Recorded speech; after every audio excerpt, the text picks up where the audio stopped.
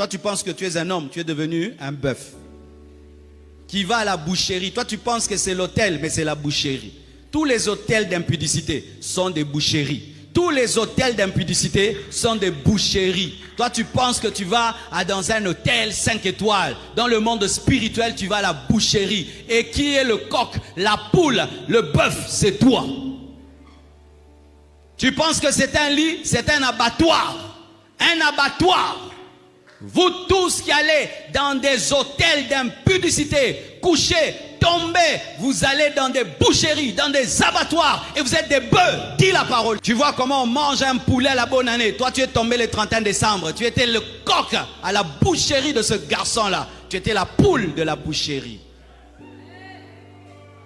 Si tu pouvais voir le monde tel que Dieu le voit, tu vas t'arrêter dans le péché. Tu commences comme ça, tu dis, hé, je vais où? Moi, je suis pas une chèvre. Hein. C'est qu'on va faire là, c'est quoi? C'est quoi? Non, on s'aime. Non, non, non. Donne le nom que Dieu donne à ça. L'adultère, l'impudicité. Non. J'ai trop d'onction pour faire ça. J'aime trop Dieu pour faire ça. Non, je ne peux pas faire ça. C'est pourquoi remarquez, quand les gens veulent pécher, ils donnent d'autres noms au péché. Nous sortons ensemble, vous allez où? À la plage. It's my boyfriend. On change les noms. Des beaux noms. Il faut dire, c'est mon adultère. Ces garçons-là, c'est mon impudique. Vous n'allez plus commettre le péché. Mais vous donnez des noms. Nous sortons, on sort. Ces derniers temps, je sors. Il faut dire non, ces derniers temps, je tombe. Ces derniers temps, nous tombons ensemble avec cette soeur. Nous tombons avec ce frère. Ça fait 10 ans, nous tombons. Non, nous sortons, ça fait 10 ans. Non, nous tombons. Et nous...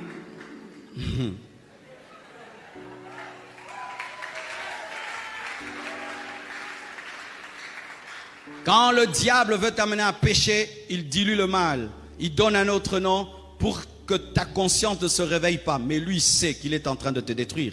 Il dit à Ève de manger, mais en soi il a dit à Ève de se rébeller. Il n'a pas utilisé le mot rébellion, il a dit le mot manger, toucher. Mais toucher, manger, c'est se rébeller. Mais s'il avait dit rébellion, ça allait faire tilt dans l'esprit de Ève. Mais il n'a pas utilisé le mot rébellion, désobéissance. Il a dit toucher, manger. Mais en touchant, mangeant, c'était la désobéissance et la rébellion. Quand vous dites, si tu m'aimes, couche avec moi. Vous voyez, vous parlez de l'amour. L'amour est une bonne chose, tu vois. Alors vous mettez le mot amour dans le péché, ce qui fait que vos consciences ne sont pas souvent réveillées parce que vous parlez d'amour dans le péché. Mais si tu dis, si tu m'aimes, tombe avec moi, tu vas voir que vous n'allez pas bien tomber.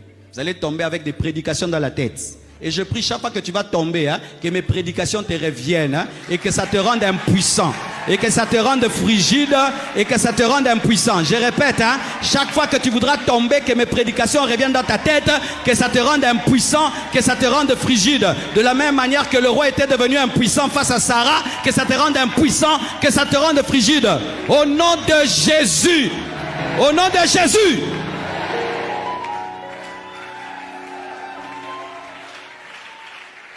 Alléluia.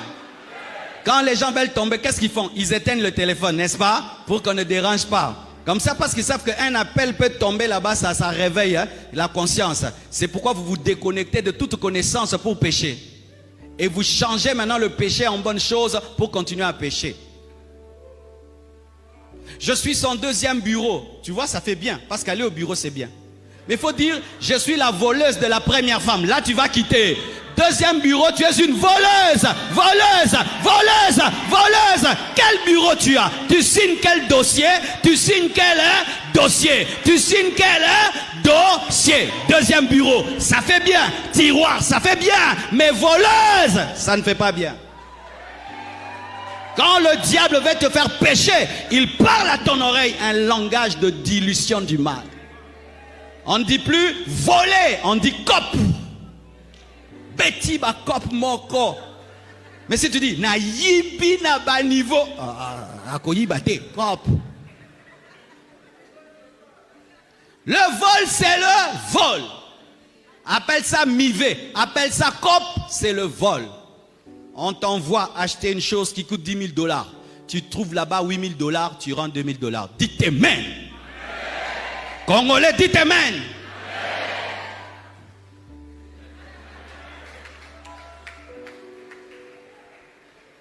Qui fait ça? Lève la main. Qui ne fait pas ça? Que Dieu te délivre. Tu es un voleur. Pourquoi tu es un voleur? Parce que celui qui t'a donné les 10 000, c'était tes 10 000 dollars. Tu les avais. Parce que tu allais à pied. Ça coûte 2 000 dollars quoi. Je lui ai donné ce qu'il m'avait envoyé, non? Tu vois, tu commences à calmer la conscience. Est-ce que je n'ai pas acheté? J'ai acheté. J'ai pas acheté, j'ai acheté. Pourquoi pourquoi tout d'un coup tu argumentes? J'ai pas acheté, j'ai acheté. Il m'a envoyé une voiture, j'ai donné une voiture. Et les 2000 là, bah, c'est la grâce. Tu vois, pour que tu pêches, tu dois appeler ça la grâce. Voici si c'est la grâce. Tu ramènes les 2000, maintenant le propriétaire de l'argent, il te dit, ah, tu m'as rendu, ok? Prends 500, moi 1500. Ça, c'est la grâce. Les 500 sont à toi.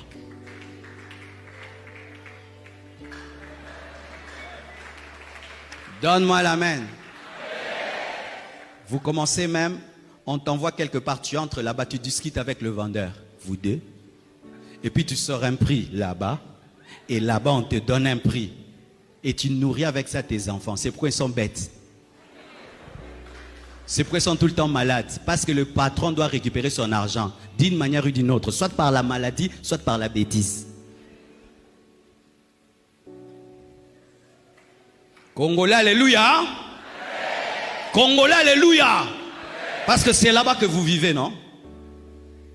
Tu peux venir témoigner ça ici. Comment tu as ça?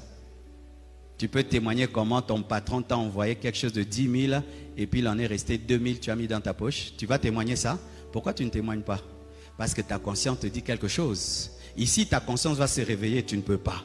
Mais dans ta chambre, courage, nanga, travaille à cas. Pourquoi tu t'encourages autant? Si tu ne te reproches rien, pourquoi tu t'encourages comme ça? Il y a quelque chose.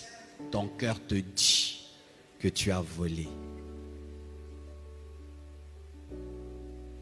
J'ai des travailleurs qui me ramènent toujours l'argent. Et la plupart des temps, je leur rends l'argent. Prends. Et c'est pour les enseigner. Tu vois, tu pouvais voler, mais tu as remis, je te rends. Donc, tu n'avais pas besoin de me voler, je pouvais te rendre. Mais des fois, il me rend, je garde. Même si j'en ai pas besoin, pour lui enseigner que ce n'est pas ton argent. C'est important. Et il ne faut pas que quand tu rends l'argent qui est resté, tu suis ça comme ça. Et ça y est, ça zouille. Donc, c'était pas rendre, c'était tu voulais tester maintenant les patrons. Donne-moi la main. Pourquoi Ananias et Saphira sont morts? Ce sont de telles choses. C'est pourquoi notre pays est détruit. Hein? Tu vois, si nous sommes au niveau de 10 000 dollars, on t'envoie quelque chose de 10 000 dollars et puis il en reste 2 000. Maintenant, si on t'envoie quelque chose de 200 millions de dollars, et il reste 50 millions. Mon père travaille quelque part. Mon père est très logique. Hein? Mon père, depuis toujours, c'est quelqu'un qui ne vole pas. Tout ce qu'il gagne, c'est honnête. Même quand il était païen, il était comme ça. Et mon père a travaillé quelque part. C'était au ministère des Affaires sociales, quelque chose comme ça. Et il devait réfectionner les homes des vieillards. On lui a donné beaucoup d'argent. Il a réfectionné. Et il en est resté beaucoup d'argent. Et puis il a appelé le ministre, il a dit, ministre, ben, j'ai fait tout ce que je devais faire, mais il en reste. Il a rendu. Le ministre a dit, ah, toi, tu es congolais? Il a dit, oui. Tu es normal? Oui. Tu as rendu. Vraiment. Tu vois, alors que dans d'autres nations, même les païens, c'est ce qu'ils font tous les jours.